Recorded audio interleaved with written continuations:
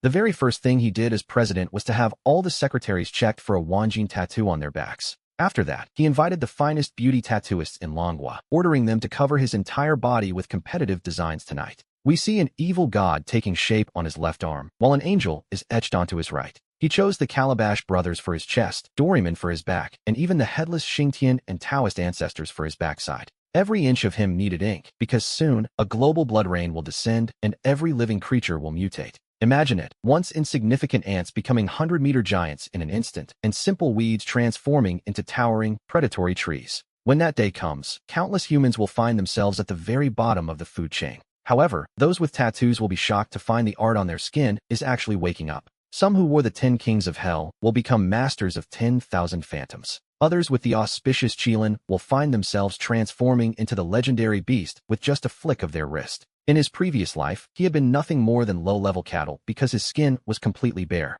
But now, he has been reborn 2 months before the end of the world, a second chance he doesn't intend to waste. He immediately spent a fortune to gather hundreds of the world's most elite tattoo artists under one roof. Standing by the window and looking at the blue sky, he sighed, knowing he must also build a massive shelter. Once the mutation begins, every creature will grow to an extreme and terrifying size. Nature will become so powerful that there will be almost no room left for human survival. To him, building a fortress in these early stages is quite literally the only logical choice. With his plan in motion, he picked up his phone and dialed a specific number. "Hello, President. What are your instructions?" A middle-aged voice responded from the other end of the line, ready to follow his lead. He ordered him to check if there were any large abandoned prisons for sale in Longyan City, a task for the Ginyu group his parents left him. The company covers various fields, and as we see, one of their primary sectors is real estate. The person he was speaking to at that moment was the man in charge of those operations. Wukong, the director of the company, is the one responsible for the real estate sector. "President, as far as I know, there are 2. One is in the neighboring district of the western suburb. It has a total area of over 500,000 square meters, which, to be honest, is even larger than Tiananmen Square in Kyoto. It seems to be a relic from the last century, and the current asking price is 700 million. As for the other one, but he didn't let him finish, interrupting the presentation right there. That western suburban area, desolate as it was, couldn't be more suitable for his needs. "President, you want to." Wukong's bewildered voice trailed off over the line. He didn't waste time on nonsense. He told him to contact the person in charge of that prison immediately. He wanted to acquire it and start construction at once, with walls at least hundreds of meters high and 2 meters thick. It had to be reinforced concrete, with the ground and every surface covered in thick steel plates. His goal, quite simply, was to build a massive, impenetrable shelter. The supplies inside would need to be enough to feed several thousand people for 3 full years. After several months, the world would change. You know what you have to do, right? Wukong, on the other end of the phone, was left utterly stunned after hearing these demands. "Understood, President," he replied, while making some quick mental calculations. Based on those specs, the construction plus the 700 million acquisition would cost at least another 3 or 4 billion. "I will give you 10 billion, he replied calmly, "and you must complete it in 50 days. If 10 billion isn't enough, call me at any time," he added, as if discussing pocket change. He reminded him once more, it had to be built like a true doomsday fortress. Money was no object. Between the company his parents left him and his own wealth, it was all just a string of numbers. Besides, he knew that once the world changed, the United Nations would introduce a unified currency to stabilize the chaos. In that new world, only gold and similar tangible assets would hold any real value. He had already planned to sell the Ginyu Group, using the proceeds to acquire as much gold as possible at current low prices. "Very well, your word is enough for me, President," Wukong replied, his tone shifting to one of resolve. As long as he could invest without worrying about the cost, he promised to supervise the entire project personally. In 50 days, he guaranteed he would deliver an impregnable Mosu fortress, a bold claim, to be sure. To make it happen, he would grant the finance office full authority over the company's resources. 5, 9, 10, 11, 12 through 21. We see those names engraved: Azure, Dragon, Kylan, and many others. They all stood at the very top of the food chain, yet even they could barely compete with the exotic beasts to come.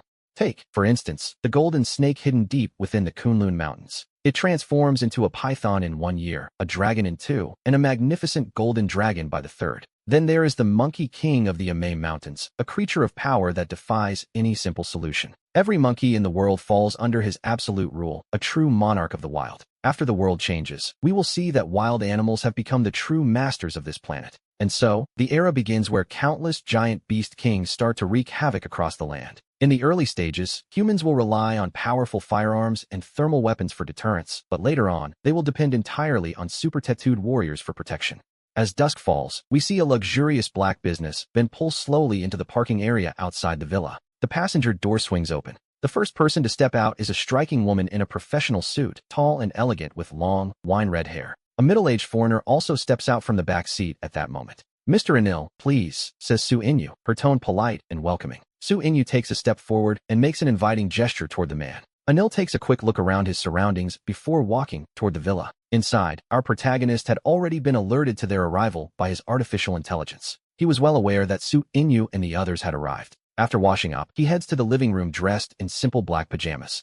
"President, this is Mr. Anil, a world-renowned tattoo master," Su Inyu introduces. "Hello, Mr. Gu." Anil stands up with a smile and extends his hand, which the young president shakes. After sitting on the opposite sofa, Anil looks at him and gets straight to the point. "What kind of tattoo do you need, Mr. Gu?" he asks. He looks up with a slight, knowing smile and explains that he needs 10 of them. They are Rao, Flame, the Evil God, the Black Dragon, and Chiyu, followed by Shura, the god of the underworld, the Skeleton, the Great Sage, and Neza. As he listens to this list, even a man as well-informed as Anil is visibly shocked, perhaps wondering if his client is a bit too superstitious. Anil is astonished, yet he finds himself deeply intrigued by the specific tattoos being described.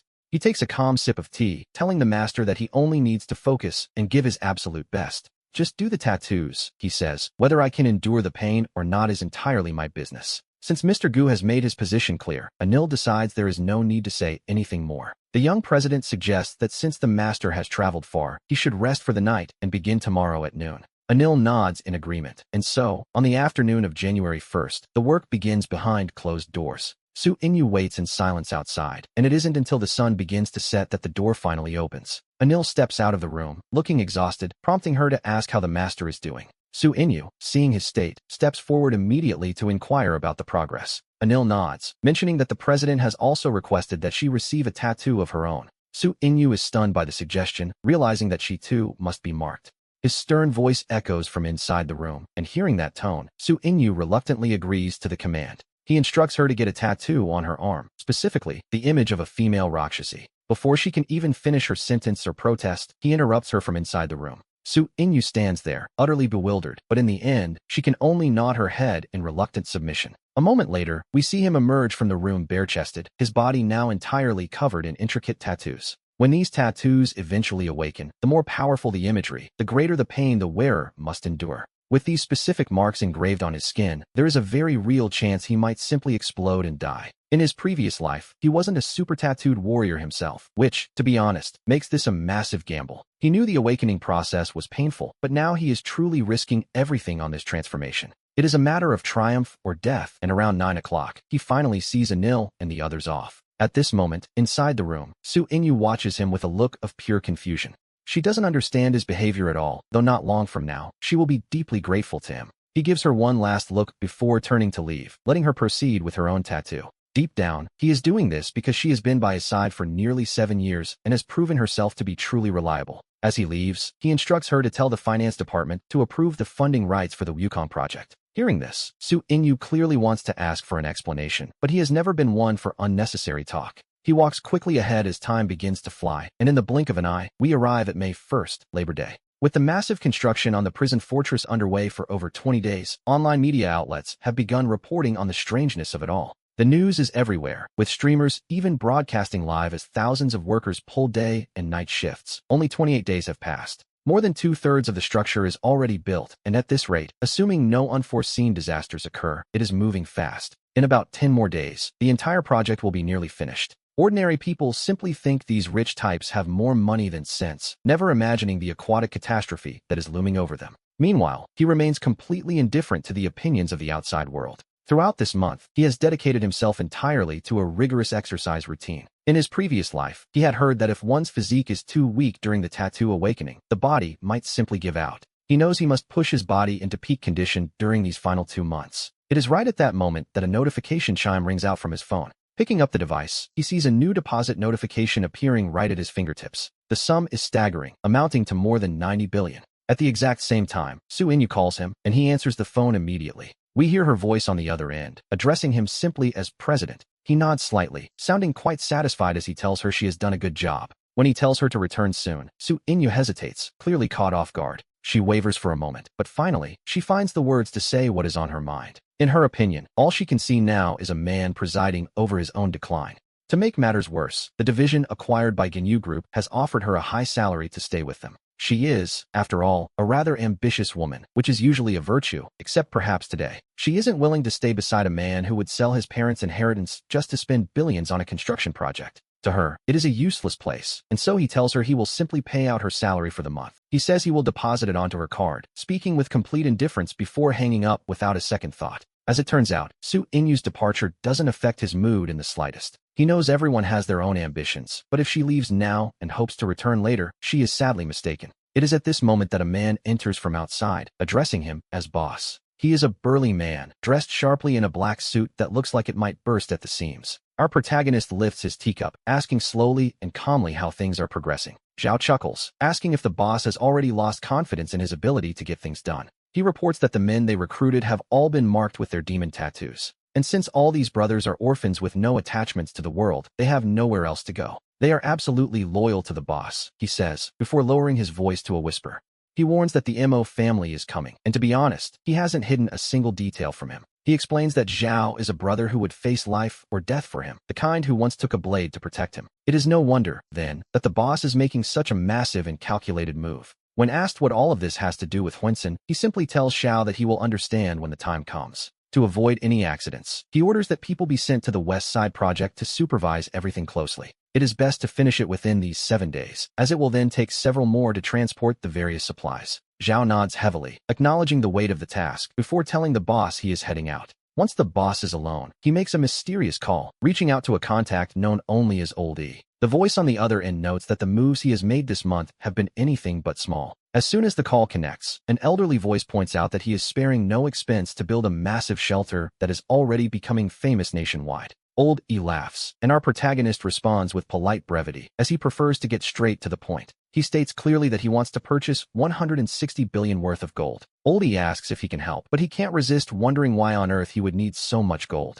He asks Old E if he can skip the questions, and while speaking, he directly transfers 10 billion to the other party's account. Deep down, he knows better than anyone that this money will be worth very little once the disaster strikes and a unified currency is issued. It will be heavily devalued, so he agrees to the terms with Hukonglon. The other party likely saw the notification for the incoming payment flash across their screen. Now, after inquiring about the situation, the man responds immediately. He asks Old E if it would be too much trouble to have everything handled within a single week. The answer is yes, provided they deliver the gold with one hand and the money with the other. After a bit more small talk to smooth things over, he finally ends the call. Time flies, and in the blink of an eye, we arrive at the 28th of May. On this day, in the desert of Longjiang's western suburbs, we see a massive shelter, a project costing hundreds of billions and covering 5 billion square meters. Standing there like a small, self-contained city, the visual impact it has on anyone watching is truly immense. The city's heavy walls rise to a staggering height of more than 600 meters. With a thickness of about 20 meters, wind turbines have been integrated into the structure at regular intervals.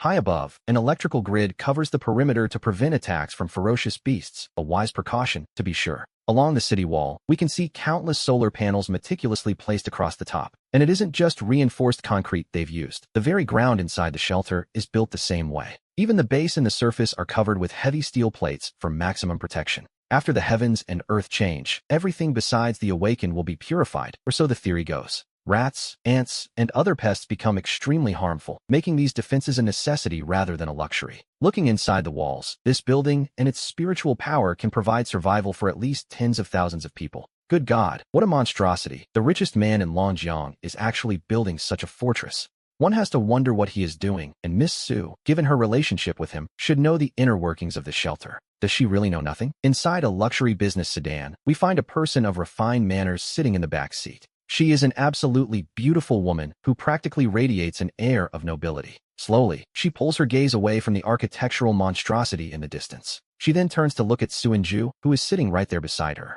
This is Lin Mulian, the daughter of the Lin family, one of the 5 major families of Kyoto and the power behind the Gongyu Group acquisition. Suinju simply shakes her head with a touch of bitterness, as she has no answers to give. It wasn't just him. Many of Longwa's major consortiums were watching his every move very closely. Yet, strangely enough, none of them had even considered the possibility of Mu City. But even if they had known, it would have been far too late to do anything about it. At that very moment, we see clouds of dust rising over the distant horizon. Several military jeeps were leading the way, both in the front and the rear. A luxury business sedan accompanied them, heading straight toward our location. There he comes. Look closely, my friends, and see for yourselves. This should be the convoy of Hugh Konglan, the wealthiest man in all of Longjiang City. The reporters on the scene immediately pointed their mobile phones toward the road. The approaching convoy, those sleek business sedans, continued their steady march toward us. There he is. Look, everyone, the moment has finally arrived. This is indeed the convoy of Hugh Konglan, the most powerful man in Longjiang. The presenters at the site scrambled to capture everything on their phones. The massive convoy ignored the reporters and the gathered crowds, coming to a halt before the gate. It was a steel giant, an incredibly heavy structure that commanded respect. In that moment, the massive iron gate began to groan as it slowly swung open. And so, the convoy finally made its entrance into the shelter. Inside the car, Wukong told the president that he had not failed his high expectations. Regarding this shelter, Wukong dared to guarantee with his very life that there were no hidden dangers. Wukong sat directly across from him, thumping his chest to offer his absolute assurance. Now, you really should tell me why you want to build it, shouldn't you? Zhao poured him half a glass of red wine and offered a knowing smile. The answer was simple. The end of the world was fast approaching. Specifically, November 1st, 2019, the day of the war against Wukong. Or June 1st, Children's Day. Wait, what? Wukong listened to these words, and seeing the hesitation on his face, Zhao smiled as he spoke. Believe it or not, I trust the boss's words 100%. If you trust him too, it would be best if you brought your family with you over these next 2 days. As Zhao made his prediction, the man took a slow sip of the red wine in his glass. I'm in no hurry. You have a full day to think it over. Deep down, he didn't quite believe it, yet he told him to bring his family tomorrow anyway. After all, June 1st was just around the corner, hardly any time at all, really. If there was even a shred of luck, and it turned out to be false, there would be no harm done. A little later, under Wukong's guidance, we see him visiting the site. This was a massive shelter built with a deficit of tens of billions. The electricity is supplied by wind turbines, solar panels, and 50,000 units. These were large generators with a storage capacity of more than 300,000 tons. To be honest, the protective measures here had been taken to the absolute extreme. Standing here, the only real concern was that the power grid covering the sky might run out of energy. There are also several facilities, such as a clothing factory and a food processing plant. A factory for daily necessities, along with several agricultural zones and vegetable gardens, completed the scene. They had even set aside a vast reserve of seeds of every imaginable kind. As for the meat, in theory, they would only need to hunt those low-level monsters. After touring the shelter, as night began to fall, we see that almost all the vital areas had been covered. He had inspected them personally, and, overall, he felt quite satisfied with the results. Then, in the blink of an eye, May 31st finally arrived. By nightfall, the shelter was brilliantly lit, though it seemed a bit too quiet. It was a perfect setting for solitude, there on the observation platform. He sat there, chatting and sharing a drink with Zhao in the cool air. The stars were shining in the night sky, and a silver moon hung high above them.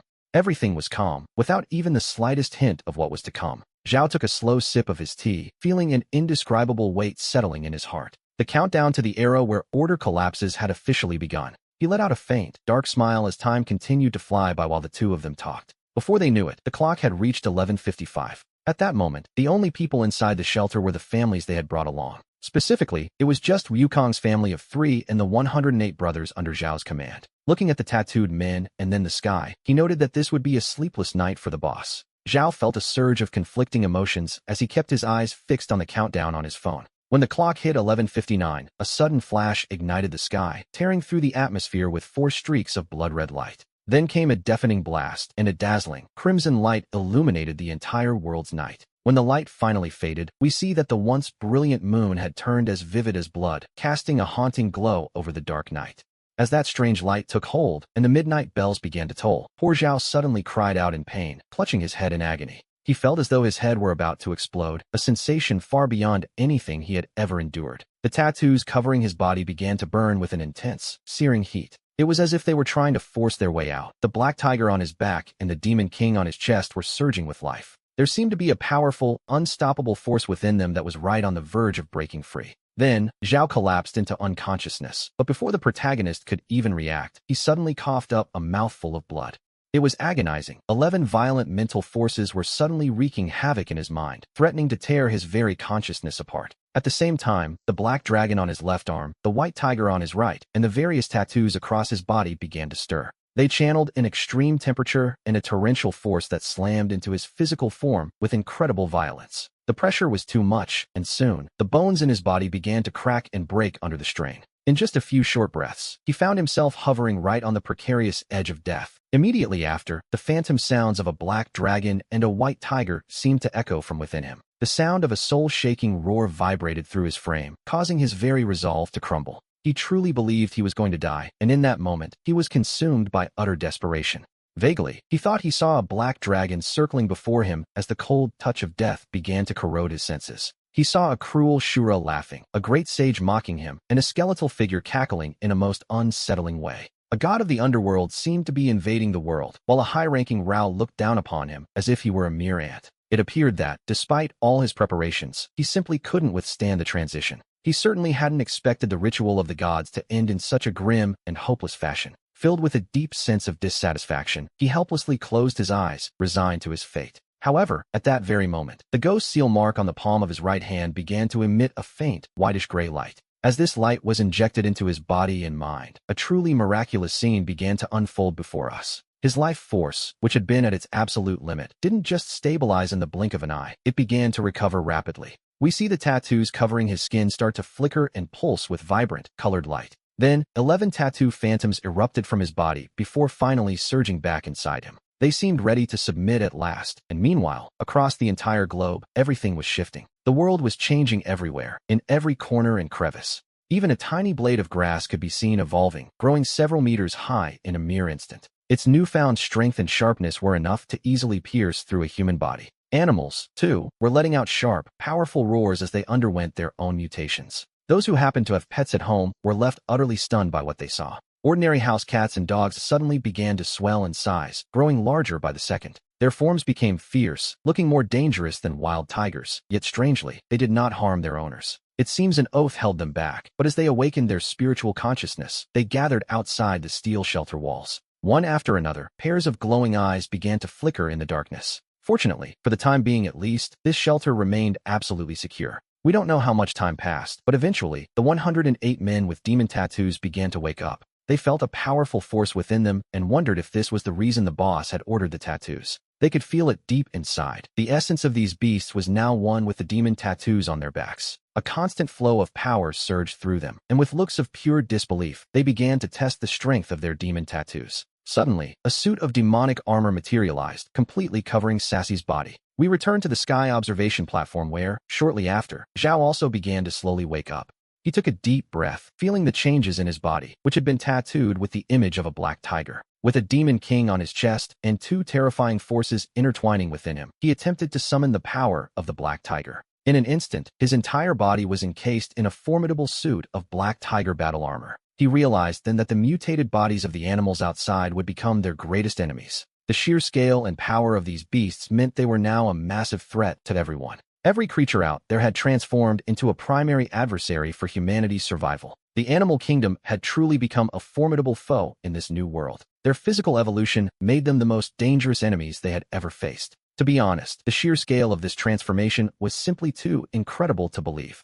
A group of his brothers, now clad in their own demonic armor, stepped forward to meet him. There was an excitement on their faces that they found quite difficult to hide. They marveled at his new form, though they couldn't help but ask if anyone had seen the boss yet. They all shook their heads in silence. No one had seen him, so Zhao decided to dissipate his armor. He told them to wait there while he went to check on the boss's room. Meanwhile, back in the bedroom, the boss had just finished washing away the bloodstains from his skin. After he woke up, he noticed the tattoos covering his body had changed significantly. They seemed almost like living things now, and the sense of oppression they radiated was truly terrifying. He stood there, quietly observing the grayish mark of the ghost doctor on his hand. He knew this mark had saved him, yet he couldn't help but wonder about its true origins. He murmured to himself, consumed by an infinite curiosity regarding the mystery of that specific brand. Even without tapping into the tattoo's true potential, he could feel he was no longer the same man. The raw physical power coursing through his body had become almost terrifyingly intense. He felt as though he could catch projectiles with his bare hands, which, to be honest, is quite a claim. With a single thought, the faint blood hair tattoo began to emit a dazzling, crimson light. The tattoo then vanished from his skin, manifesting before him as a long, formidable spear. With another slight thought, the blood spear turned into a bolt of lightning, darting across the room. Immediately after, he continued by calling upon the power of the Shura tattoo. In an instant, a suit of dark red armor materialized, covering his entire body. As he urged the black dragon tattoo forward, the Shura armor shifted, becoming overlaid with intricate dragon patterns. The invisible aura radiating from him grew even more violent and oppressive. Upon activating the white tiger mark, a burst of white light surged behind him, transforming into 36 tiger-patterned flying knives. They floated behind him, though he suddenly realized he could only wield 4 mark powers simultaneously. When he activated the Great Sage Mark, a terrifying force erupted, and the armless, ghostly image of the sage appeared behind him. A wild, untamed power began to flow constantly through his veins. By then activating the Qilin Mark, his body was encased in a suit of black Qilin armor. The black armor moved in perfect sync with him, while swirling flames provided a sudden, massive boost to his strength. It was in that moment he discovered he had reached his limit. He could not activate any other marks.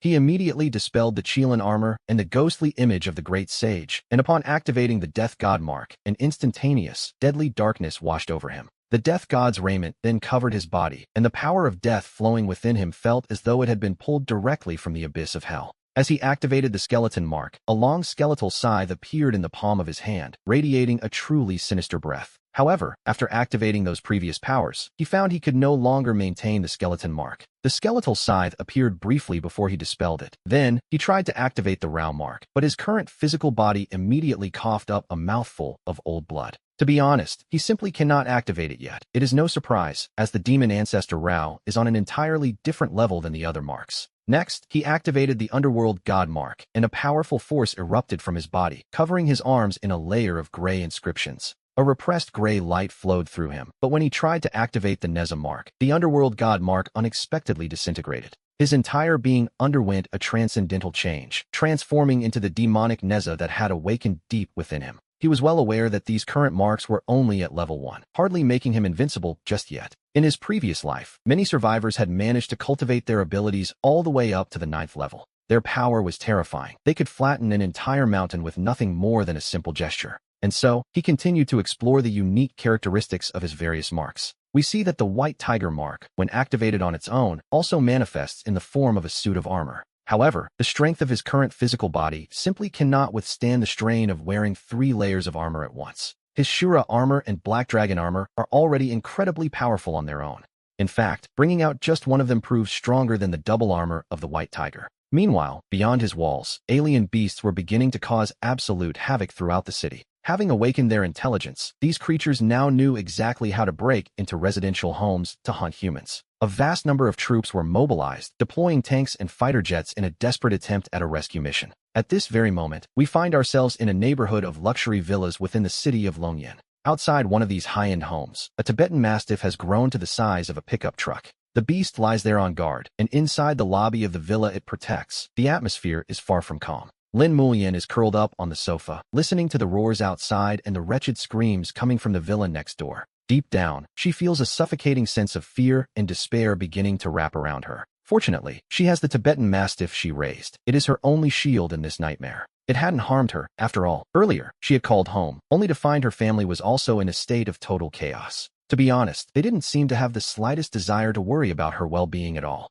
Suddenly, the Tibetan Mastiff lets out a low, menacing roar. At that same moment, the voice of her friend, Indu, reaches her ears from outside. Upon hearing this, Lin Mulian is momentarily stunned, caught between relief and disbelief. While calling back, Lin Mulian stands up and quickly rushes to open the door. She sees her mastiff staring with bared teeth at a figure standing not far away. A body clad in armor. Judging by the silhouette, which was quite bulky, it was a woman. Indu sees her come out, removes her helmet, and begins to speak. Lin Mulian looks at her with genuine surprise, asking her in a bewildered tone how she arrived. After listening to Indu's explanation, Lin Mulian's thoughts immediately drift back to Muji. Then, Lin Mulian looks at her with a touch of envy, noting how much she has changed. Indu looks quite bitter. She knows deep down that she can never return to that man's side again.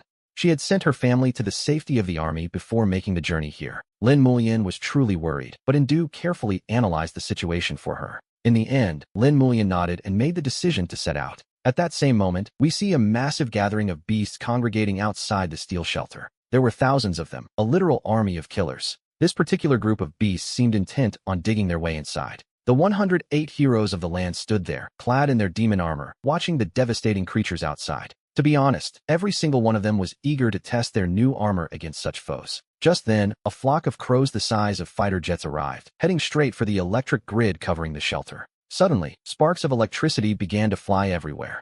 The 100,000 volts of electricity proved to be more than the creatures could handle. They went stiff the very moment they touched the grid. A short time later, Muji quickly made his way up to the top with Zeo. The strongmen all stepped forward to greet their boss, asking how he was doing. He asked them repeatedly if they were satisfied with the performance of their new armor. The answer was a resounding yes. They truly believed he was a prophet supporting them. Immediately after, he organized them to follow him and clear out the beasts beneath the wall. Each of those creatures carried a golden core within its body. These golden cores could help them cultivate and improve the level of their tattoos. The realization that their tattoos could still be enhanced made everyone's eyes light up with excitement. Muji simply smiled, knowing deep down that this was an era that finally belonged to them. He closed his eyes and moved, feeling the scales of the Shura dragon armor deepen their connection to him. A terrifying aura shook everyone's minds, and it seemed as though the super tattoos on their bodies were being heavily suppressed. The boss's armor was truly fierce, and the men couldn't help but stare in awe. Zeo's eyes grew even wider as he looked at the two girls by his side. He had nearly lost his life in moments of pure fury during the transformation. Zeo wondered how he had managed to survive after consuming so much energy. In truth, he had nearly died. It had been a matter of lucky survival and nothing more. Deep down, he knew he could never tell anyone about the strange mark on his heart. Just at that moment, a long, piercing howl echoed through the air. Looking up, we see a gigantic, tech-looking beast pouncing through the sky under the crimson reflection. It circled the electric grid, a reminder that this was the unforgiving Gobi Desert. In this wasteland, many strange species of animals have managed to survive and adapt. Most are killer rats, but suddenly, that massive technological beast fixed its gaze directly on him. Without warning, it opened its maw and spat a beam of energy directly at the electric grid. The beam struck the grid, but instead of a hole forming, the structure merely trembled slightly, remaining completely undamaged. At that moment, Wukong approached the group with a confident laugh. He explained that this was the strongest alloy electric grid in the entire world. And, as it turns out, it was also equipped with a specialized strain relief device. Zeo breathed a sigh of relief, surprised to learn that these alien beasts could actually spit pure energy. Not only can they spit energy, but after evolving for a time, they can also manifest powerful supernatural abilities. He told them to head to the armory for weapons, for their time to hunt had finally arrived. After that, he turned his gaze toward the prey circling just outside the perimeter. He claimed this beast for himself, and upon hearing this, the others nodded and began to prepare en masse. One of them asked if the boss could fly, or if he should leave the task to him instead. Without a word, he summoned the black dragon tattoo, and, with a sharp whistle, flew straight toward the heavy shelter door. We see that every time a super tattoo awakens, it grants the host a massive surge of mental power. The mental energy brought forth by his 11 super tattoos was truly terrifying in its sheer immensity. This was exactly what one would expect from the boss, to be perfectly honest. He decided to find an alloy machete first, as the super tattoo could provide armor, but no weapons. Zeo followed quickly, reaching the iron gate in a few breaths to press the switch, his Shura armor glowing red and black. The lines of the black dragon tattoo flowed with an explosive, suffocating breath at his command. The bloody hair super tattoo between his brows awakened, transforming into a blood spear that appeared in his palm. By then, the iron door had opened just enough for someone to slip through the narrow crack. He stepped out through the opening, blood spear in hand, ready for whatever waited outside. With his appearance, hundreds of killer rats the size of knives were instantly alerted to his presence. Killer crabs, lizards, and other beasts gathered there, all fixing their bloodthirsty, excited gazes directly on him. Opening their maws and roaring, the entire horde lunged at him at once. As they scrambled in a frenzied race for the kill, a cloud of dust rose, and his figure vanished from the spot. Deep within the fray, the blood spear in his hand had already pierced the head of a massive killer crab. Then, a terrifying power erupted, and the entire head of the killer crab was shattered into pieces. At that very moment, several nearby killer rats opened their massive maws and lunged straight for him. His speed, however, was on an entirely different level. It was exceptionally fast. With a slight shift of his form, the crimson glow of the blood hair tattoo suddenly flashed with lethal intent. The heads of the 6 killer rats that had just closed in were instantly severed from their bodies. Fresh blood splattered across the ground, even though his super tattoo was technically only at level 1. But these were all crafted by Anil, making them, quite arguably, the strongest super tattoos in the world. Any sudden surge of mental power upon awakening like this would normally kill 90% of those who try.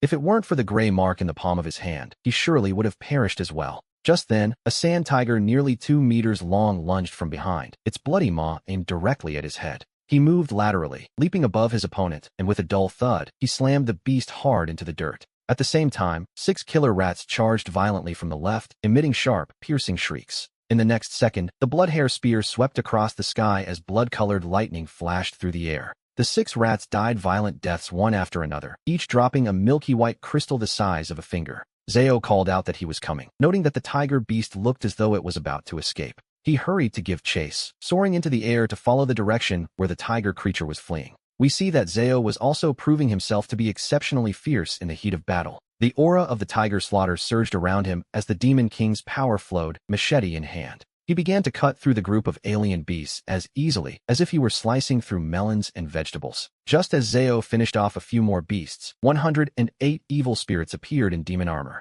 They emerged in a mass to join the slaughter, while more than 2,000 meters above them, the sky watched. His speed was truly astonishing as he frantically pursued that fleeing tiger creature. The tiger creature glanced back, sensing a massive threat from the human relentlessly chasing it. Its intelligence was no less than a human's, so it ran with perfect, calculated precision. It couldn't muster even a shred of courage to turn around and fight him.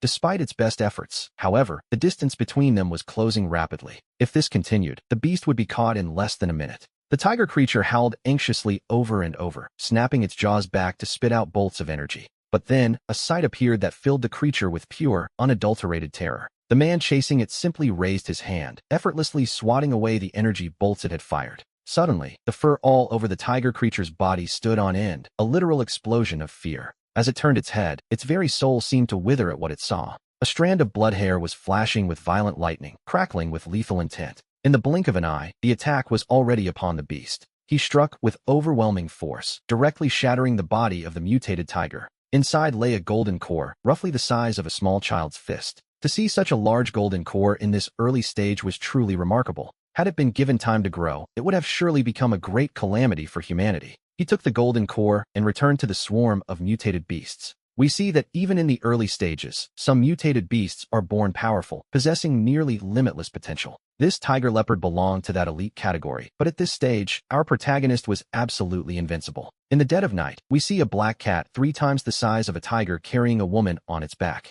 At an incredible speed, the creature races toward the shelter. She urges it to go faster, her delicate, pale face filled with a haunting sense of dread. In the darkness of the Gobi Desert, it seems as though countless eyes are watching her every move. This woman is the famous online streamer, Tang Xiaoran. She has managed to survive this long only because her pet cat mutated into something truly powerful. Now, her only goal is to make it inside the safety of that shelter. In her mind, that shelter is the only safe place left in the current city of Longyan.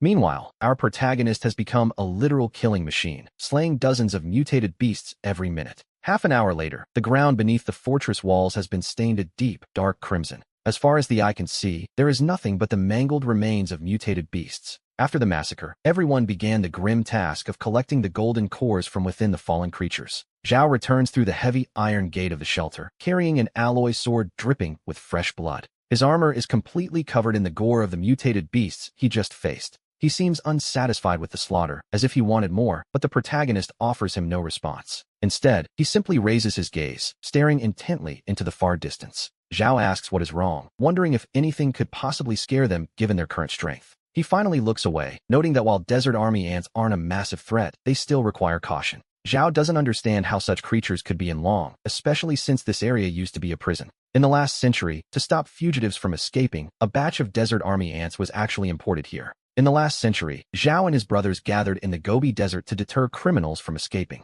Although nearly 100 years have passed, it isn't entirely clear if those creatures still exist. The scent of blood here is so overwhelming that it might just draw them out from the shadows. Our protagonist immediately adds a warning, just in case, telling the brothers to collect the golden cores as quickly as possible. If those desert army ants actually show up, the benefits for our group will far outweigh the risks. In his previous life, he heard that these ants would appear just a few months after the world's drastic change. That is exactly why he built the shelter here. His purpose is simple, to find gold amidst the sand. He knows he must level up quickly, understanding that this is only the beginning of the struggle. The mutated beasts in the city are easy enough to handle, but those in the mountains and fields are far more problematic. And then, of course, there is the fact that water occupies 71% of this planet's surface. When countless sea monsters finally crawl onto the land, that will be the true moment of despair for humanity. He remembers how, in his past life, every single coastal city was utterly destroyed by those marine beasts. Their numbers were so vast that stopping them was simply impossible, a terrifying thought, to be honest. Therefore, they must grow stronger in the shortest time possible to stand any chance at all. After receiving the signal, the brothers get straight to work. Everyone begins gathering the golden cores at the highest speed they can manage. Within 10 minutes, they gather outside the gate with bags full of cores, just as he is about to send them back to train. Suddenly, the piercing roar of a cat echoes from the distance, breaking the silence of the desert. we see an enormous black cat racing toward them at a staggering speed of over 10 meters per second. He notices a woman clinging to its back, and in just a few blinks, the creature has arrived right in front of them. Wait, isn't this the famous internet celebrity, Tang Xiaoran? Zhao recognized the woman on the black cat's back at a single glance, even finding the breath to joke about it. At that moment, Tang Xiaoran reached the shelter, and her racing heart finally began to settle. She pleaded with the men, asking if they could please let her into the shelter. She promised not to live there for free, offering to chop wood and sweep the floors in exchange for safety. Zhao was quite confused by her sudden appearance, but he knew this wasn't the time for questions. Then, her gaze fell upon our protagonist. She assumed he must be the wealthiest man in Rongjin City, the owner of this refuge. Seeing her desperation, he agreed, though he made it clear he expected her to keep her word. He warned her quite sternly that he had no intention of supporting idle people in his home. She quickly guaranteed that if he told her to go east, she would never dream of going west. She swore it with heaven and earth as her witnesses. A bit dramatic, perhaps, but she was desperate. While she settled in, we turned to the national highway leading toward the shelter. A mastiff the size of a large van is currently racing down the road at full speed. Two women are trapped there, Lin Muyao and her companion, Inyu. Suddenly, a red figure appears out of nowhere, blocking their path. The mastiff immediately roars, opening its blood-stained jaws to pounce on the intruder. But the figure is incredibly fast, dodging with a light sidestep before calling out in a loud voice.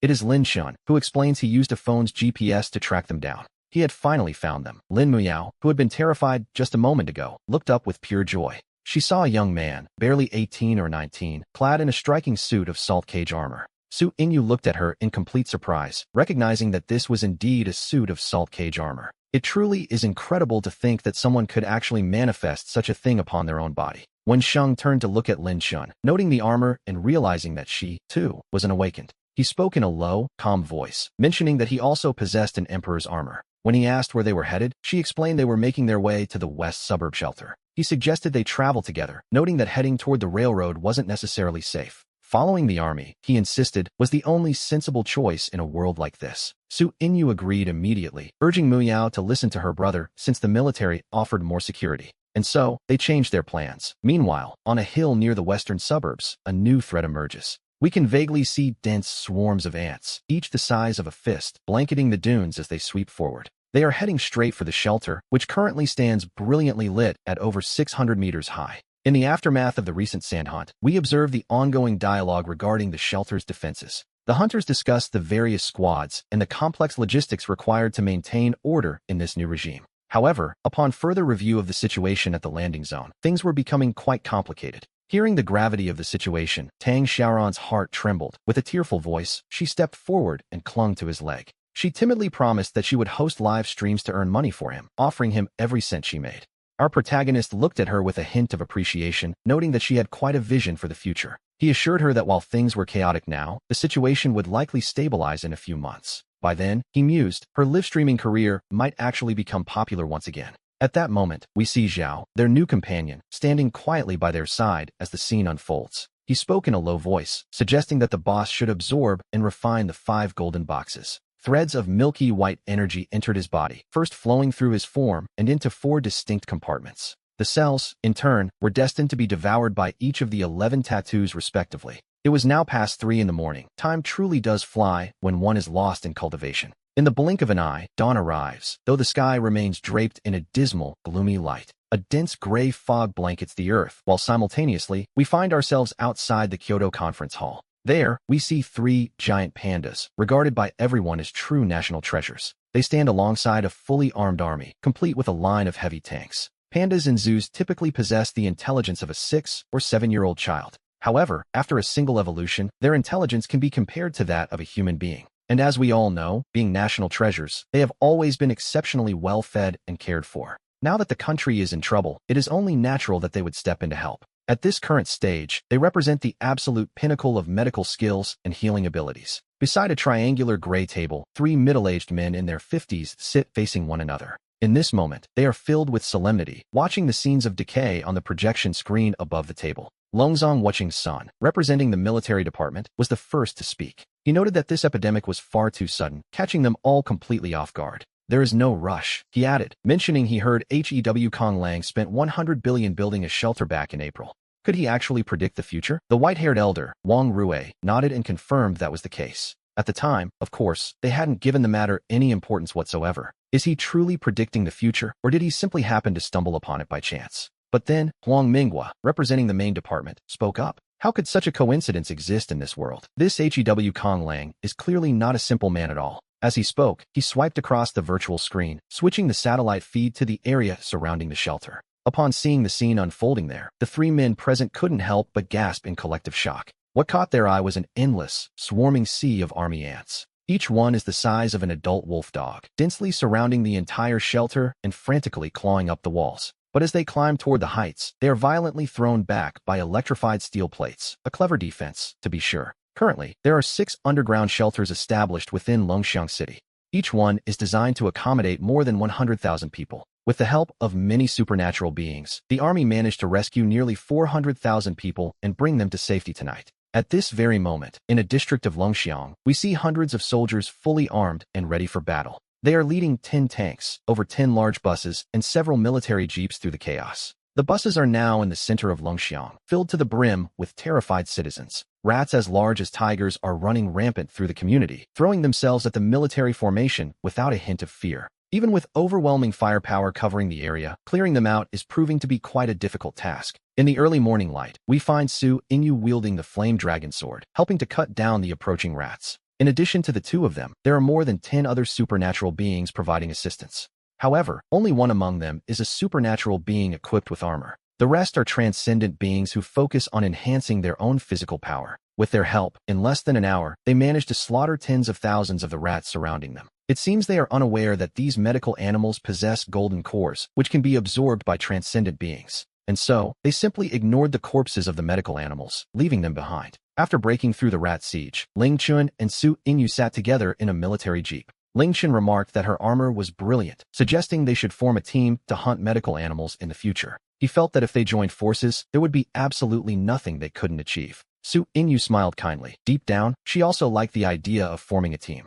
Ling Chun continued with great pride, telling her not to worry because he also possessed emperor armor. He has an emperor tattooed on his back and a fire dragon on his chest. Quite the statement, really. He considers himself a true fanatic when it comes to armor. He never imagined that this would lead to a genuine awakening. At the same time, we return to the observatory of the western suburb shelter, which towers over the city walls. Zhao and his 108 brothers gathered there, staring at the dark army ants outside the walls. The sight was enough to make anyone's skin crawl. Wukong cursed furiously, certain that at this rate, they wouldn't be able to hold out much longer. But there was no need to panic. They had 300,000 tons of oil and 50,000 generators. That is more than enough to power half of Yinchuan. Suddenly, a voice came over the radio declaring that those ants were already dead.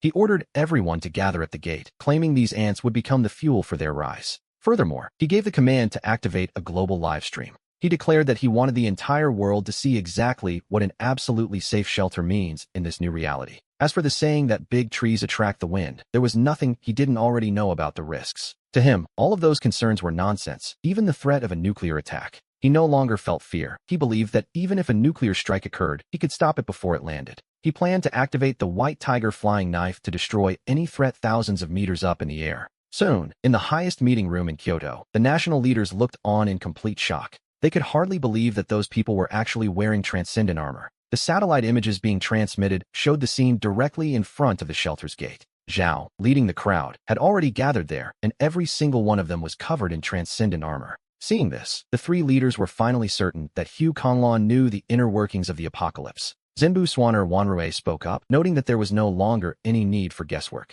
It was clear to everyone now that he definitely understood the secrets behind the end of the world.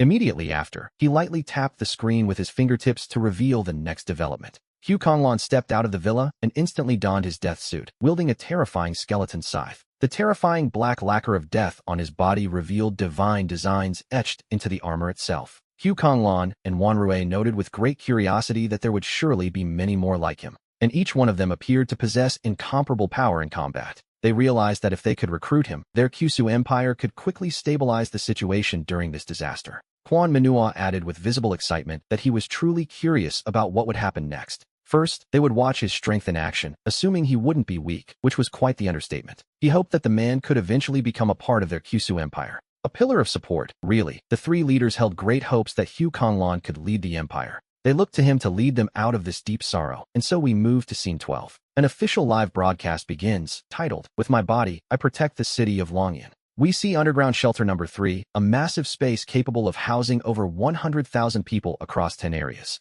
Inside each area, there are more than 10,000 triple-level bunks packed together. The view is one of dense crowds, supported by 10 large kitchens designed to prevent emergencies. Their electricity comes from the official underground power grid, which, fortunately, has not yet been destroyed. The divine engravers, however, are given separate rooms here. With their own kitchens and bathrooms, they receive a very different level of treatment. It seems that in no era does true justice ever really exist. The supplies stored here are sufficient to feed this many people for about 10 days. The atmosphere is incredibly depressing, as survivors feel lost regarding the future and ache for their lost loved ones. Even the sky outside seems to be shrouded in a heavy layer of sadness.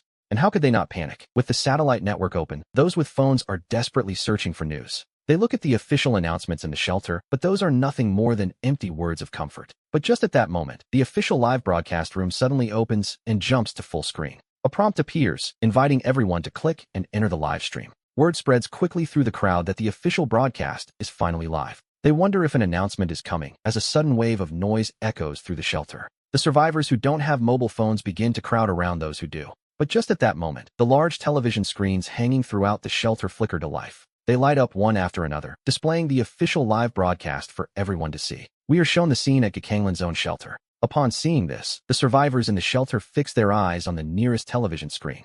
Good heavens, that's a lot of ants. The screen shows giant insects so dense they give you chills, completely surrounding the high walls. At that moment, the scene shifts to the interior of the shelter, right in front of the main gate. We see a group there, all clad in Soon armor. The crowd wonders if these are all Soon people, and why they are all wearing such heavy armor. Who else would they be? Judging by their formation, they are clearly preparing to fight those ants outside. Innumerable gazes are now locked onto that group of people on the screen. Standing before the shelter gate, Gakanglin looks truly imposing, quite a sight, really. Everyone draws closer, rubbing their hands together with a mix of nerves and anticipation. There is Gakanglin, looking like death itself, or perhaps a skeleton returned to life. He seems like a reaper from hell now. The aura emanating from him makes everyone feel oppressed and uneasy. Gakanglin's voice is hoarse and deep, sounding like a ghost speaking from beneath his mask. He commands Garui to count out 50 people to go and collect the gold boxes. As for the rest, he tells them simply to kill. His subordinate obeys immediately. Garui, clad in his dragon armor, nods in silent agreement. After that, he begins to count out 50 of the Earth Warriors for the task. Once the team is divided, Gakanglin reaches out and presses the button to open the massive gate. With a heavy rumble, the iron door begins to groan and slides open with a deafening crash. Gakanglin stands there alone, positioned right at the edge of the iron threshold. The others watch him from behind as the door opens just wide enough for the ant army to start pouring in. Vast numbers of them begin to swarm, crawling all over the iron gate and entering in a single, terrifying line. There stands Gakanglin, resting his skeletal scythe casually against his shoulder. He silently observes this army of thousands, each ant comparable in size to a full-grown wolf. By the time the door is only a third of the way open, countless ants have already spread to his very feet. Not just those nearby, but survivors across the nation watching the live broadcast find themselves unable to look away. They hold their breath as the monsters roar, and in the very next instant, Gakanglin finally moves. A power of death, looking much like a black mist, erupts violently at the iron gate. The dark light of the skeletal scythe in his hand flickers with a sudden, ominous glow. Without warning, he sweeps the blade horizontally across the space in front of him. The air roars with the force of the blow, and in that exact moment, something incredible happens. A chain of deathly energy, dozens of meters long, emerges and sweeps wildly forward like ocean waves. In a single flash, the legionary ants that had burst inside, at least 1,000 of them, are struck down. They are all swept away and die violently, splattering a milky golden liquid across the floor. After clearing the nearby ants, Gakanglin's hoarse, deep voice echoes out, followed by a loud, resonant boom. Leading the charge, just as he finishes securing the gate, he sees countless more black legionary ants approaching. As they cover the ground like a rising tide, Gakanglin stomps fiercely onto the earth. Accompanied by a sound like rolling thunder, an incredibly violent mist of death erupted from deep beneath the ground. As it surged and rolled forward, any legionary ant that came into contact with this mist died instantly, unable to endure it. We see here that the tattoos of the god of death and god Kuro are, quite frankly, the most suitable for group combat. At the same time, Zengu and Zeo Phone led the 5th-generation Jade Guard brothers into the fray, scattering to kill in every direction. Warue followed closely with his people, his main goal being to collect the golden liquid, as the number of ants was simply overwhelming. It is impossible to kill them all at once, and as for whether they can even be repelled, well, no one truly knows. As they stepped out, those staying behind closed the gate on what was becoming a total massacre of alien beasts. And so it began. Zangu wielded a long alloy sword amidst the endless, swarming multitude of ants. He was killing several every second, and even when the legionary ants managed to get close and climb onto him, they couldn't cause him any harm. They couldn't even leave a single scratch on his iron armor. Gukanglan is the most ferocious of them all, his Kuro chainblade blooming with deathly mist as he swings it. Covering massive areas, every single legionary ant caught in the blast died a violent death without exception. Leaving pools of golden liquid on the ground, he moves through the battlefield until not a single blade of grass remains. Everything withers. Even the nearby vegetation dies instantly under the suffocating shroud of his dark mist. The brothers wearing the demon armor were, one by one, proving themselves to be extremely fierce warriors. In their eyes, there is nothing but the swing of the sword and the spray of green blood. In the blink of an eye, that green ichor began to cover the very earth beneath their feet. This is a one-sided slaughter, one that will only end when they finally reach the point of total exhaustion. Death itself seems to be present. That tattooist with the god of death set is so powerful he can kill with a single blow. He can erase entire swaths of enemies. And while these tattooists are staggeringly strong, we have to wonder how long they can last. Can this endless tide of ants truly be eliminated? It seems like an impossible task. You have a point. Perhaps I should just grab a machete and join them. He could cut through millions of watermelons, or even more, if it came down to that. But as for that blinding mosquito, I dare say that absolutely no beast is a match for it. Countless survivors across the entire country are watching this unfold, their eyes glued to the scene. The power of this group is unquestionable, yet against this infinite multitude of ants, questions remain. How long can they resist? Witnessing the unfathomable strength of this group, the nation's survivors finally see a glimmer of hope. They are no longer as desperate as they were before. Something has shifted in the air. Very well, approximately 10 minutes have passed since the slaughter began. In the distance, across the ravaged earth, a long and extremely sharp laugh suddenly echoed. With a rumbling sound, a queen ant the size of a van appeared, covered in iron-hard scales. With an imposing ferocity, the queen ant emerged slowly from behind that hill, carrying herself like a king. Her eyes were like lanterns, staring fixedly at the one responsible for the large-scale carnage. Watching the massacre of her subjects, the queen ant decided to act personally for the first time in her life. She lunged toward him. Chapter 13. Attack versus the Level 4 Queen Ant, Longyan City. On the outskirts of the western suburban shelter, swarms of warrior ants were churning in a frenzy. The queen's roar echoed as she appeared, as large as a van and threatening to unleash a torrent of violence. Wherever she passed, the ants along the path scrambled aside to make way for their sovereign. Good God, what an enormous ant. To be honest, the other ants look like toys next to her. How can they possibly be so small in comparison to her massive frame? With such an enormous size, we can only imagine how truly terrifying she must be. She looks absolutely frightening. One has to wonder, can our reaping mosquito actually stop her? The survivors watching the live broadcast stared at the queen ant, who was indeed the size of a van. In the video, everyone held their breath, deeply worried for the reaping mosquito about to enter the fray. Oh, Hugh Konglon swept away the nearby ants, his pupils glowing with a stellar red light. He turned toward the queen ant charging at him. To evolve to such a level in a single night is quite a feat. Without a doubt, it was because she had devoured members of her own species. This queen ant standing before him is, at the very least, at the peak of the third level. Hew Konglon's eyes flashed with a mixture of madness and pure excitement. He dispersed the Reaper and summoned the divine skeleton mosquito. In the blink of an eye, he activated the divine Asura mosquito. Then came the black dragon god mosquito, the blood-haired god mosquito, and the white tiger god mosquito. With a grunt, Hew Konglon was suddenly covered in the Soluo iron python armor.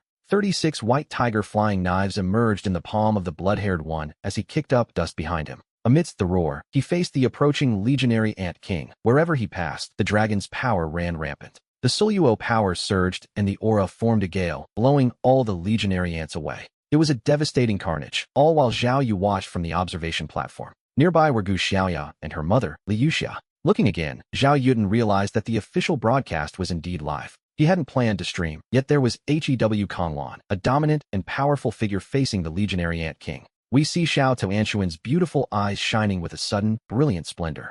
Deeply moved by his stance, she wonders, to be honest, just how many divine rumors does he possess? It is truly impressive. He is so powerful, and that divine armor is undeniably cool. Can he actually defeat the Ant King? Our entire Kyushu Empire is counting on him now. Countless survivors watch the battle, feeling incomparably shocked as Hew Konglon stands his ground against the legionary Ant King. Clad in his Soluo iron python armor and wielding the violent bloodtail, Hew Konglon faces the dominant figure of the Ant King. His aura of invincibility is the kind of thing that makes people start to dream of a miracle. Meanwhile, in the highest meeting room in Kyoto, the atmosphere is far more tense. They wonder how on earth he managed to contain so many powerful divine rumors without dying. Manhwa stares in horror. They had only just learned the truth late last night. The process of awakening divine rumors is, as we know, an agonizingly painful ordeal. In fact, awakening a slightly more powerful rumor can directly claim the life of the person involved. According to the statistics, many who try to awaken are simply overwhelmed by their own power. If the rumor is too powerful, the awakening fails, and the result is death. This boy must be recruited so he can become the pillar of our Kyushu Empire. Xian Yuan Wan Rue spoke, her eyes flickering with a calculated intensity. When the alien beasts break loose, we will need a powerful leader to guide all the rumor bearers. Wan Manhwa agreed, though he insisted they first observe his strength on the screen before discussing the matter further. As we watch, the figures of Iwan and Hew Konglan draw closer to underground shelter number 3. In a separate room, someone watches in disbelief, wondering how this guy can unleash such divine armor. Such immense power. Lin Shun, his heart filled with a growing unease, stares at the aura of light and visions flickering on the television screen. He sees that it can effortlessly slaughter the aggressive legionary ants nearby. To be honest, it is impossible to overstate just how shocking and extreme this display is. He had believed that possessing the Fire Dragon Emperor armor made him unique in the entire world. In his mind, no other superhuman could ever hope to compare to him. He never imagined an existence like this would appear, a force that simply cannot be shaken. It isn't that the Emperor armor is weak, but rather the Shinshuan within Hew Konglan's body. None of them are simple. We are talking about the Black Dragon, the Shura, and the White Tiger. If you look at the world of fantasy, these are all supreme beings, the highest of the high. His own Emperor armor is a rare find in this world, of course. One might find a few others that compare, but against Hew Konglan, it is merely an invitation to humiliation. He is like a god, and one should not compare themselves to him, as Yubei notes while standing beside him. As if she could read Lin Shen's small, troubled thoughts, she whispers that he possesses 11 Shinshuan. In the annals of military mythology, he is the only one who could withstand the impact of such an awakening. Ordinary humans could never survive it. He is, quite definitely, a god among men. 11 mythological-level Shinshuan. How on earth can his body even endure it? It is terrifying, and as Lin Shen stands there in disbelief, Lin Shuyao looks at him with a touch of scorn. And so Yubei repeats that he is a god, suggesting they shouldn't even mention the others. Across the entire country, the rumor bearers watching are astonished that he could awaken so many powers and not die. It seems he has completely transcended the limitations of the human realm. Right at that very moment, we hear the sound of a massive explosion. Hew Konglan collides with Ji-Wan, whose bloodied hair forcefully blocks a mouth filled with gore. We see that row of jagged teeth, looking for all the world like sharpened knives. With another loud blast, a truly terrifying power erupts onto the scene. Blinding lights and yellow sand fill the sky, completely swallowing their figures from our sight. The white tiger's flying daggers flicker with a cold light, bursting through the devastating yellow haze. Then comes a metallic screeching sound, like chicken claws scraping against cold steel. And then, with a roar from Ji-Wan, the 54 stingers arranged inside his 6 thick legs are deployed. They leave his body like razor-sharp blades and, under his control, attack Hew Konglan all at once. At the same time, energy condenses in his mouth, and he suddenly spits out a concentrated beam. It is as thick as a water tank. Even the white tiger flying daggers couldn't penetrate this creature's scales. He is at least at the late stage of the 4th order, which is no small feat. One has to wonder how many of his own kind he has devoured to reach this point. Could it be that he knows devouring the essence of his own species allows him to evolve? Hew Konglan's eyes, visible just outside his scales, are now completely bloodshot. To be honest, Ji-Wan's reaction was simply too fast for comfort.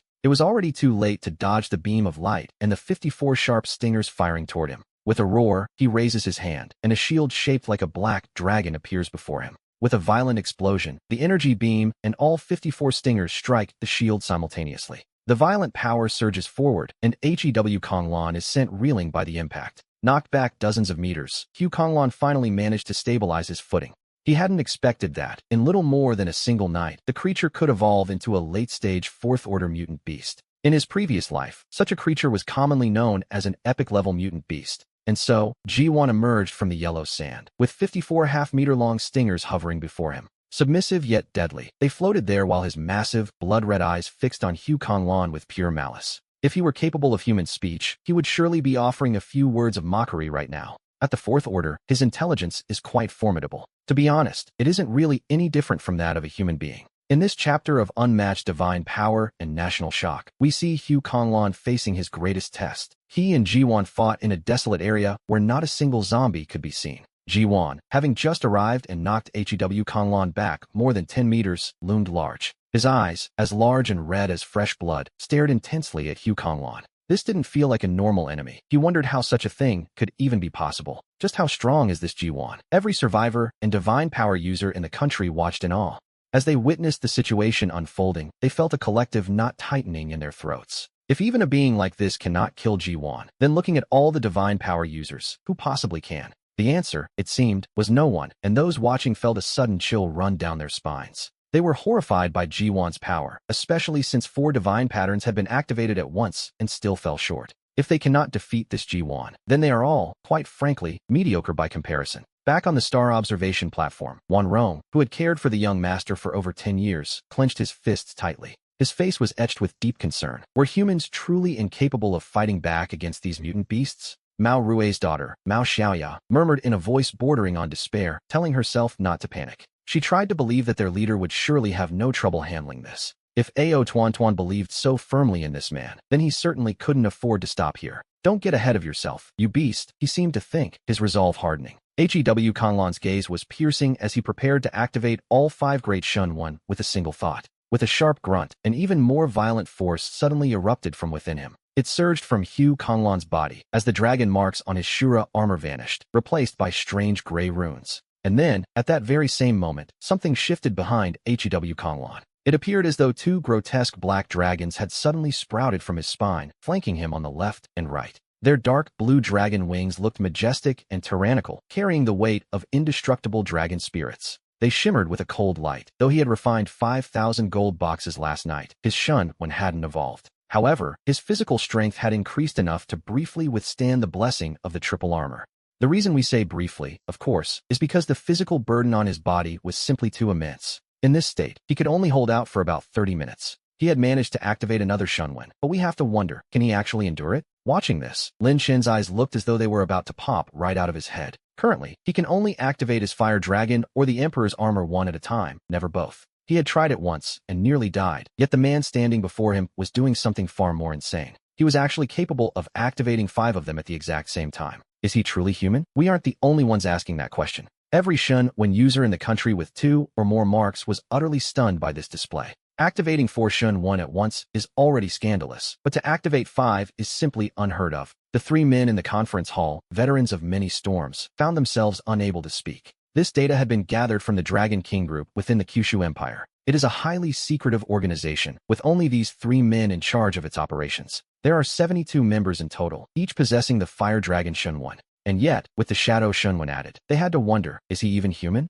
Huang Zhongwa swallowed hard before finally managing to voice his disbelief. He told himself it was absolutely impossible for a normal human to achieve such a feat. The members of our Dragon King group all have constitutions far beyond ordinary people, yet they cannot activate 2 at once. Young Hyo Konglon was clearly hiding a massive secret, one that defied all known logic. In the eyes of King Xin Yuan, a flicker of deep intrigue began to shine. High atop the murderous burial mound, the Dragon King let out a low, piercing roar. Its eyes, as large as lanterns, glowed a deep scarlet as they locked onto Hyo Konglon. Scarlet with rage, yes, but the beast showed no fear as it suddenly lunged forward. Immediately, countless wind spikes swept toward the tiny human standing in the distance. The focus in Hyo Konglon's eyes remained calm and steady as the attack approached. To the eyes of an ordinary person, it looked as though he were folding the very earth beneath his feet. In a single instant, he effortlessly dodged the king's sweeping strike. He suddenly appeared at the beast's back, the blood spear in his hand crackling with thunder and blooming with an enchanting light. With a deafening crash, he brought the weapon down, a series of thunderous strikes that echoed through the air. That incomparable power slammed into King Yi's limbs, buckling them and sending the massive creature crashing to the ground. The spiritual armor protecting its body couldn't withstand the force and shattered into 1,000 pieces. King Yi felt the agony and roared in fury, releasing a flurry of vital spikes to strangle the human on its back. The twin dragons behind Hyo Konglon let out a howl of their own, suddenly exhaling a powerful blast. They moved as fast as lightning, snapping their jaws open with a series of rapid, rhythmic strikes. After biting through the spikes, they rushed back, heading straight for King Yi's eyes, which were as large as lanterns. They lunged forward to bite with incredible speed. It all happened in the blink of an eye, really. Just as they reached the beast, Hyo Kanglan began to mobilize every ounce of energy within his body. He poured every drop of usable power into the blood spear, preparing to deliver a final, mortal blow. In an instant, the twin dragons, the blood spear, and the flying daggers all struck at once. Almost simultaneously, they shredded the beast's eyes, pierced its back, and tore open its abdomen. And then came the cry, an extremely sharp, miserable sound that signaled the end. The roar echoed one last time as King Yi's massive body hit the earth with a resounding thud. After convulsing for a few moments, the great beast finally lost its breath and went still. Every single bone in its body had been shattered by Hyo Kanglan's spear just moments before. Yes, it was over. The boss had won, just as some had dared to hope. To his followers, the boss was truly powerful. He was, quite simply, invincible. Back on the observation platform, we see Xiao Tuanshuan jumping for joy at the sight of this incredible victory. She let out a series of joyful cheers, thinking that the young master was truly incredible. Su Inyu exhaled a long sigh of relief, finally letting her heart settle as a smile touched her lips. It was simply amazing, far more impressive than anyone could have imagined. He seemed strong, incredible, and completely invulnerable, much to the delight of those watching. From this moment on, she decided this big guy would be her absolute idol. And at that very moment, cheers like a rising tsunami echoed through every shelter in the country as everyone stood up. It was like watching a football match where your favorite team, the boss himself, had just dominated the field. The boss had taken control, and for a brief moment, the survivors forgot they were living through the end of the world. This man was truly invincible, and many hoped he would accept their invitation to form a divine rune alliance. In the conference room, we see the three high commanders of the Kyushu Empire standing up, their faces filled with pure excitement. In these early stages of the catastrophe, they knew they needed a figure this strong and unbeatable to emerge. They needed someone to show the survivors that there was still hope and a new dawn ahead. And so, quite unexpectedly, he became the pillar of the entire Kyushu Empire. With 7 chapters of this tale delivered, the momentum only continues to build. Outside the western suburb shelter, on that distant hill, sat the Ant Queen, a creature the size of a van. Her massive body hit the ground with a thud as Hyo Kanglan stood over her, holding his swing saber. Behind him, 2 black dragons coiled in the air, while 36 white tiger flying daggers remained suspended. The scene was a striking tricolor of red, black, and gray. Clad in his infernal dragon armor, he looked every bit the conqueror as he surveyed the battlefield. The boss had truly made his mark on the back of the Ant Queen, where blood was now flowing wildly. He truly looked like an unparalleled, malevolent god, a violent force standing between heaven and earth. The boss was powerful and invincible, and Zeo, who was busy slaughtering the ant tide, watched that distant figure atop the queen. He let out an enthusiastic roar, throwing himself into the massacre with even more energy than before. Now, we learn the real reason he was able to activate 2 divine runes at the same time. In reality, it was all thanks to the light radiating from Hyo Kanglan. As he stepped away from the Ant Queen's back, he absorbed the energy emitted by the first demon mark. Without that boost, he wouldn't have been able to activate 2 runes at this early stage. Not yet, anyway. The boss is invincible, and his brothers were deeply impressed to see Hyo Kanglan claim the golden core. And yet, for some reason, these mutant beasts seem to have no intention of retreating at all. They continue to charge fearlessly, without the slightest dread of death, throwing themselves against everyone. Hyo Kanglan casts a deep, searching gaze toward the neighboring depths of the forest. The fact that these creatures haven't fled yet tells him everything he needs to know. There is still another mutant beast king out there, though he suspects it isn't quite as powerful as the one beneath his feet. If it were, it likely would have rushed out to face him by now. But honestly, it's better for him if the mutant beasts don't retreat. To his eyes, every single one of them represents a valuable golden core. He still feels too weak, knowing that among the mutants, late-stage Fourth-Order kings are probably not rare. The ocean, especially, remains the most threatening place for all of humanity. Suddenly, the black dragon on Hyo Kanglan's left side lets out a low, rumbling roar. It opens its massive maw and begins to penetrate the body of the fallen mutant beast king. He pulled out a golden core, roughly the size of an adult's fist. It was exactly what we would expect from a Fourth-Order golden core.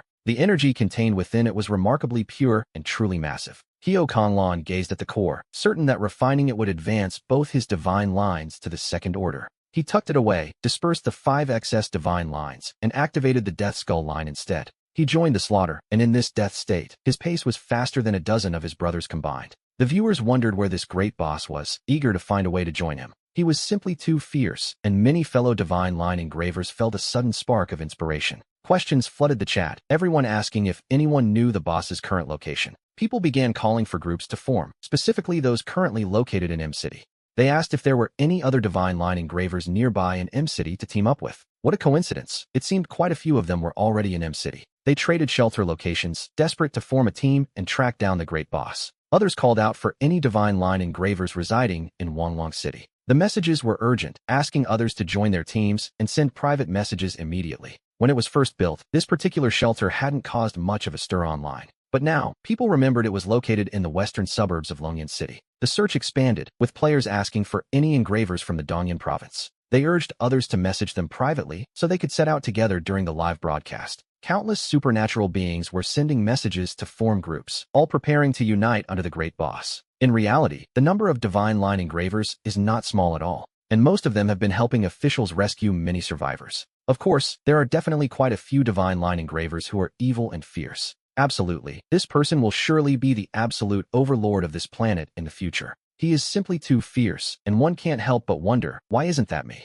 Inside underground shelter number 3, Lin Chun is feeling extremely jealous. His eyes are filled with extreme dread. He knows that if you want to live, you don't provoke her. For things to go well for us, Lin Sui Yao couldn't help but notice the situation. With deep dread in his eyes, he issues a very serious warning to his sister. He has no intention of provoking her, as Lin Tizui looks on from the side. What is happening? What is going on? His state of mind is incredibly complicated right now. If he had been firm in his decision back then, he could be fighting by her side now. However, there is no turning back in this world, not even in the highest assembly hall of Kyoto. They prepare to contact Hu Konglan, knowing that with the strength he just showed, he only needs to call out. He could summon the majority of divine practitioners across the entire country to follow him. They simply want to use that influence to establish an alliance of divine practitioners. Long Zhonghua calmed his mood slightly and spoke in a voice that brooked no refusal. Xian Yuan Wang Rue expressed his only concern regarding the matter. Wan Mingwu nodded. This is indeed a problem, but one must always try, mustn't they? We shall wait for her to leave the shelter, then contact her, hoping she accepts our invitation. Long Zhonghua is also quite worried that the other party might simply refuse.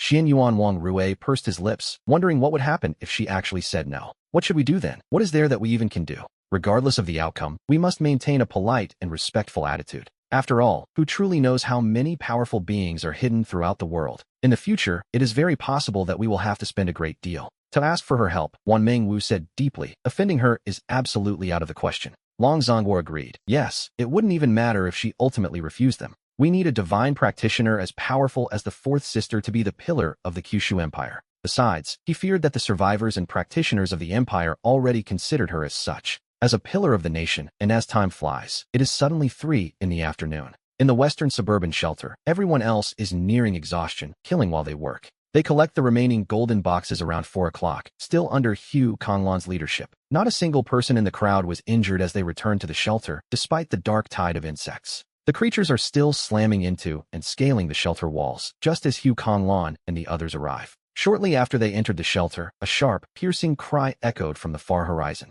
With that sound resonating, the undead attacking the wall began to retreat like a receding tide.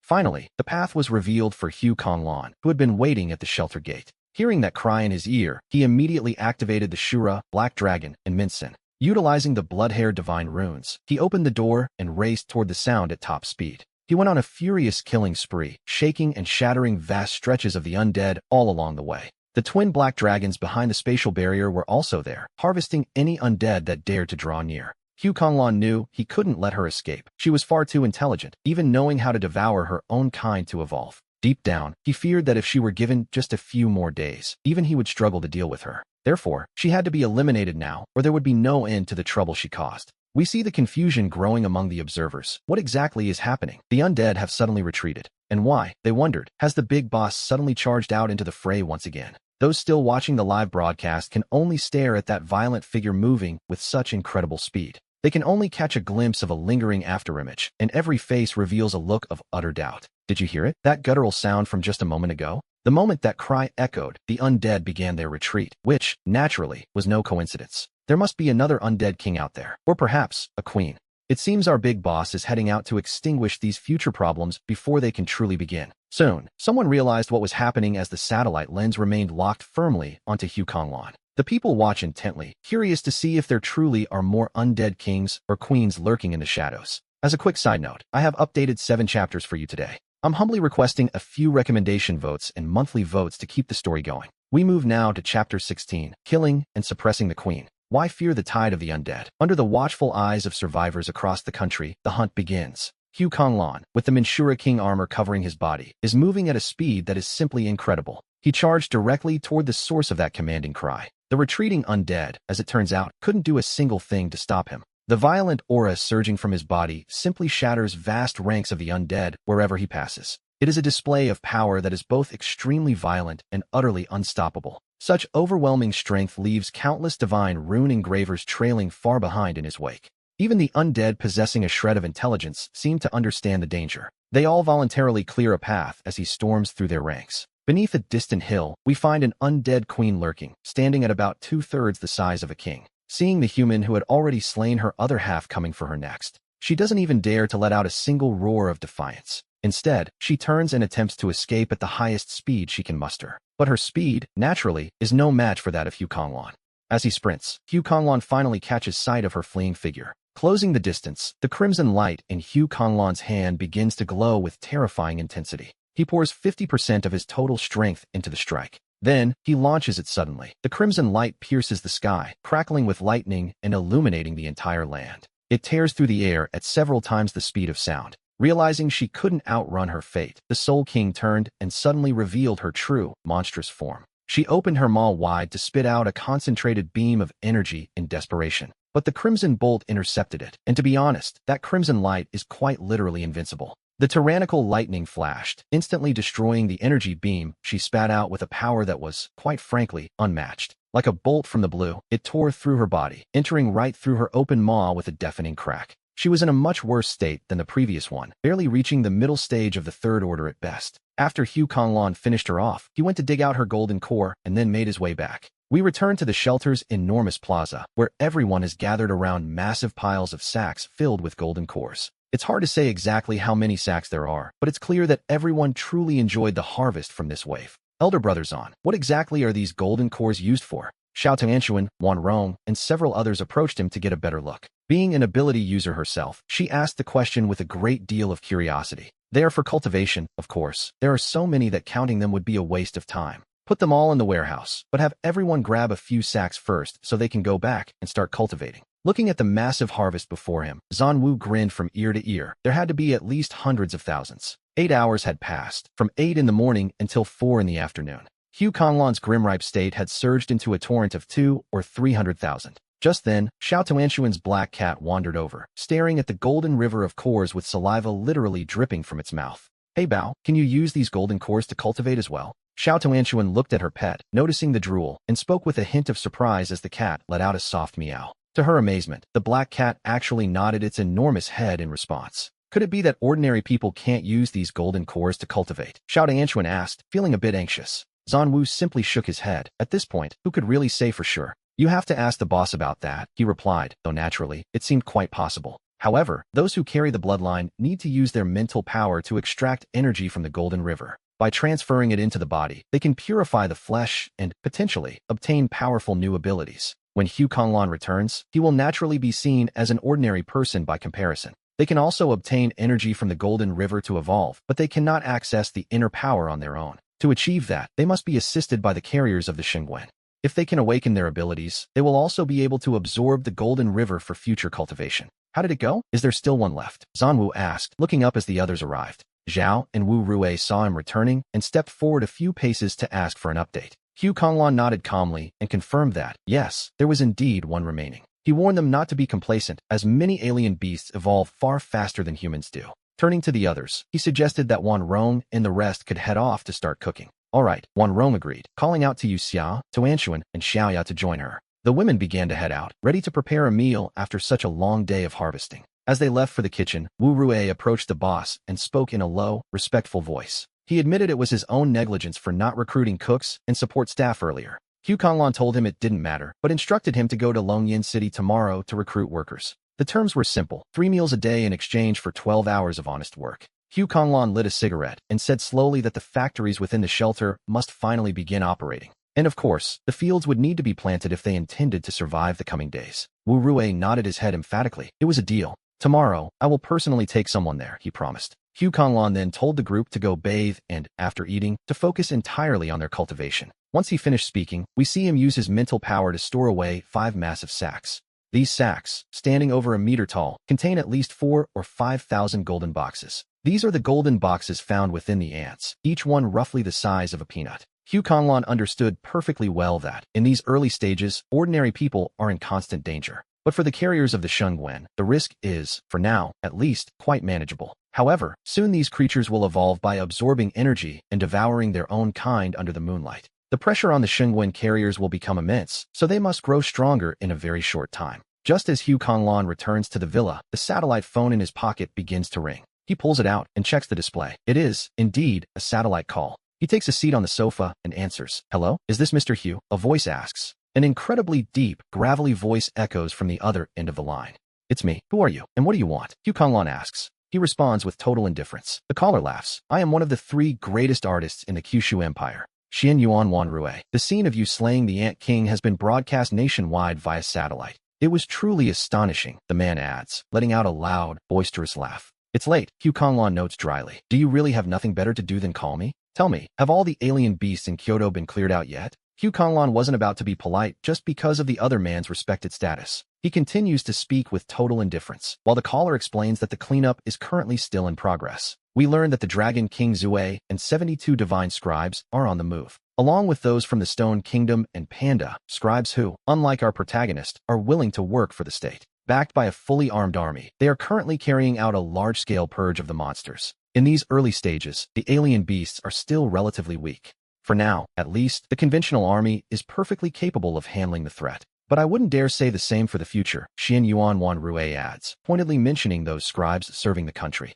He raises his tone slightly, clearly trying to test Hugh Conlon's reaction to the idea of national service. That's great, Hugh Conlon replies, a concise answer that, to be honest, gives absolutely nothing away. Mr. Hugh, we have a proposal for a Divine Scribes Alliance, the voice continues. I wonder if you might be interested in becoming the leader of such an alliance. Seeing that Hugh Conlon remains silent, Xian Yuan Wan Rue decides to get straight to the point. Hugh Conlon politely declines, explaining that he dislikes restrictions, though he won't stand idly by if the country is in true peril. Focus on stabilizing the national situation first, he says with his usual cold indifference. He advises them to relocate survivors from the coastal cities as quickly as possible. He knows, after all, that they possess a nuclear fusion protection network capable of resisting attacks from the beasts below.